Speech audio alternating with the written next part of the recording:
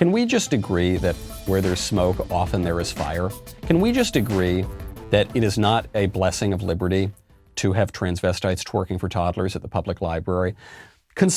Every conservative and just about every Democrat would have agreed with this 10 years ago, not that long ago. But now, because the slippery slope just has us sliding on down, because of that, even many conservatives now will say, well, if we ban drag queen story hour, then they might tell us we can't go to church. They're already telling you can't go to church. They've been telling you that for a year in many places in this country. And by the way, if we can't distinguish in this country between twerking for toddlers in drag and going to church, if we think those two things are basically kind of the same, right? We can't make a moral judgment between them, then we can't make any kind of moral judgment, then we can't have any kind of political vision, because self-government relies on the ability of the people to make these kinds of judgments for themselves and then implement that through self-government. Another leftist leader of dubious morals, before we get to the mailbag, Sir Major Page, 32 years old, was just indicted.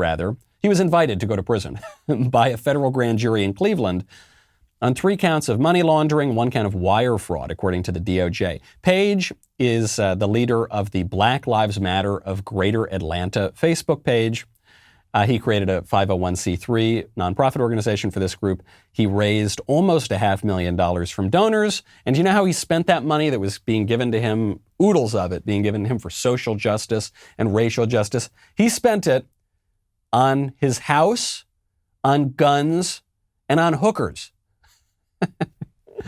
It was always a grift. It was always a con, the BLM organization. This is why the family of Michael Brown in Ferguson and other community leaders in Ferguson are now demanding tens of millions of dollars from the BLM organization, because they want a little cut of the action. They want a piece of this extortion ring that BLM has been running on corporate America and many other people for well over a year now.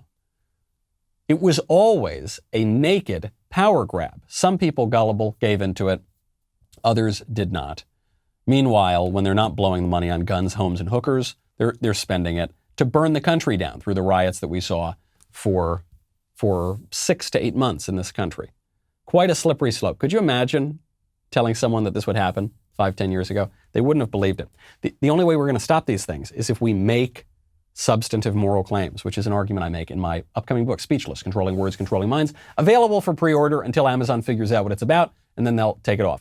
If you enjoyed that break from disinformation, historical revision, and screaming about the end of the world, be sure to hit the subscribe button so that you never miss another video.